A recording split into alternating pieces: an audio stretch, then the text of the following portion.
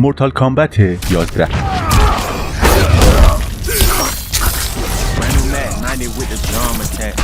You a shit talking in your lung for that. Stupid. Draco get the cooking like Liu Kang. Her boo thing. 21 immortal.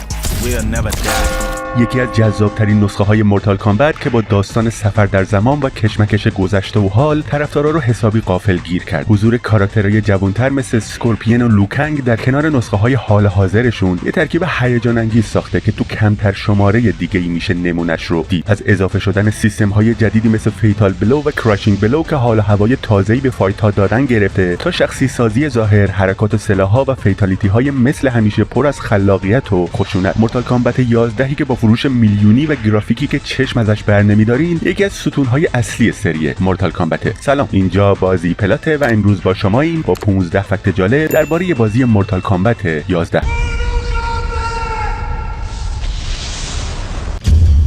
بازی مورتال کامبت 11مین نسخه از سری بازی‌های مبارزه‌ای مورتال کامبت و در کل 22مین بازی این مجموعه است. این بازی توسط ندررلم استودیوز ساخته شده و کمپانی وارنر برادرز اینتراکتیو انترتینمنت هم منتشرش کرده. تاریخ عرضش 23 آوریل 2019 بوده و برای پلتفرم‌های پلی استیشن 4، ایکس باکس وان، نینتندو سویچ و ویندوز از طریق استیم منتشر شده. مورتال کامبت 11 اولین بازی از سری مورتال کامبت که شخصیت ترمیناتور به عنوان کاراکتر قابل بازی به بازی اضافه شده بود. البته ترمیناتور برای تبلیغ فیلمی به نام ترمینیتور دارک فیت به بازی اضافه شده بود. از زمان بازی مورتال کامبت 4 به این ور، مورتال کامبت 11 اولین بازیه که یه سری دیالوگ جدید در کنار دیالوگای معروف اسکورپین یعنی get over here و come here اضافه شده. البته هنوز هم خود ادبون صدا پیشه اسکورپینه.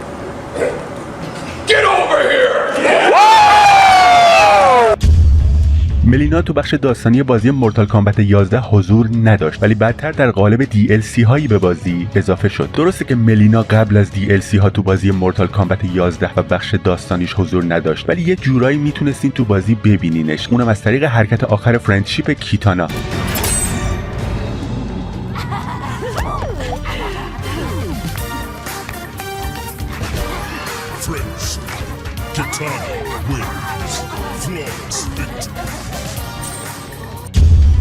تو بازی مورتال کامبت 11 متوجه میشیم که نیتارا یه زمانی با ارن بلک رابطه داشته. این قضیه رو ارن بلک و اسکارلت تو دیالوگای قبل از مبارزه افشا میکنن.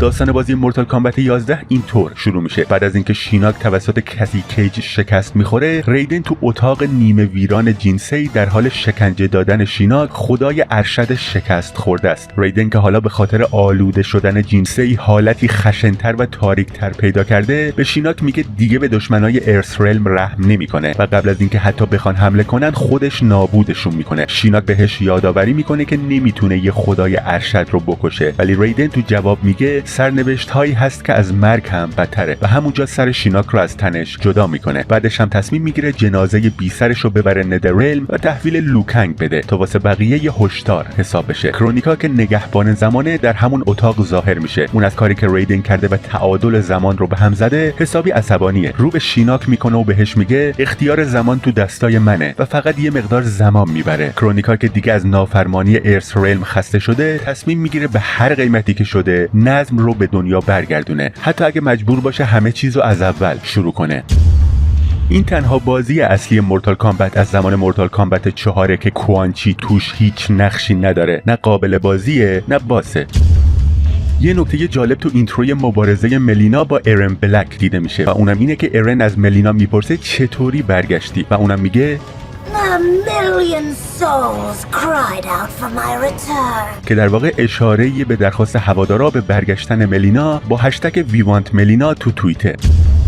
ادبون تو سال 2021 ویدیوی جالبی که یکی از طرفدارا ساخته بود رو تو صفحه توییترش منتشر کرد. تو این ویدیو ساب زیروی مورتال کامبت 2 فیتالیتی ساب زیروی بازی مورتال کامبت 11 رو اجرا میکنه.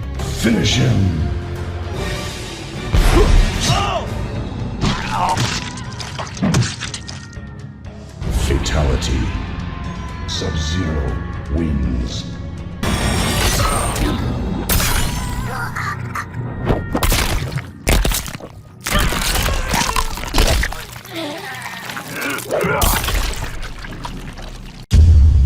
تو بازی مورتال کامبت 11 ساب زیرو با نوب سایبات روح برادر بزرگتر خودش یعنی بیهان روبرو میشه. ملاقات اونا پر از تنش و تعارض حل نشده است، اما در نهایت تصمیم میگیرن که با هم کنار بیان. تو پایان مربوط به نوب سایبات در بازی مورتال کامبت 11 وقتی نوب سایبات کرونیکا رو شکست میده میگه تبدیل به مرگ شدم، ویرانگر دنیاها. این عبارت در واقع همون شعریه که اوپنهایمر با خودش زمزمه میکرده. تو بازی مورتال کامبت 11 هوک یه حضور کوتاه تو پایان کاراکتر جوکر داره، جایی که اون و جوکر با هم متحد میشن تا تو قلمروی نظم هرج و مرج بپا کنن و طبق گفته ی جوکر لیگ دیوانه های درک نشده رو تشکیل بدن که شامل ملینا و سوها هم میشه. جالبه که هوک و جوکر از نظر شخصیتی که میخوان همه جا رو به هم بریزن و آشوب درست کنن خیلی به هم نزدیکن. He and I need to get busy.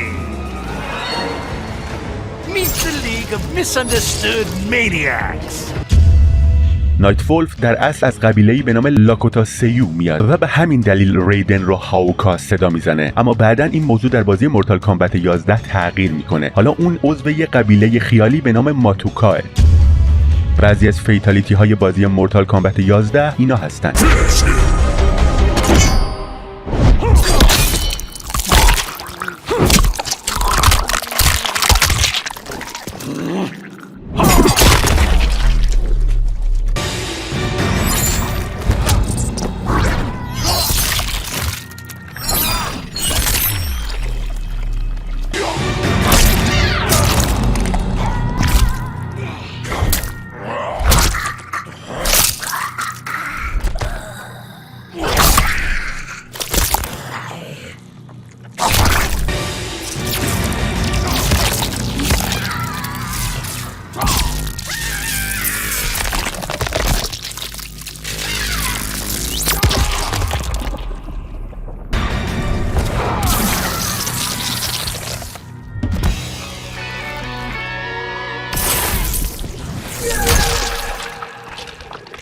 Fatality.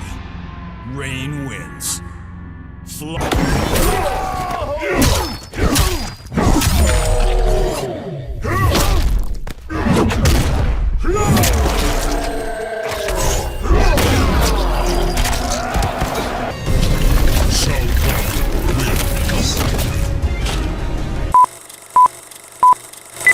سلام، اینجا بازی پلاته و امروز با شماییم با 15 فکت جالب درباره بازی مورتال کامبت X.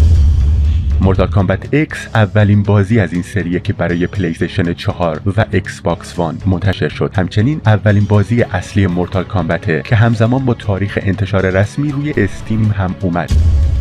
کاراکتر کسی کیج برای اولین بار تو بازی مورتال کامبت X به عنوان کاراکتر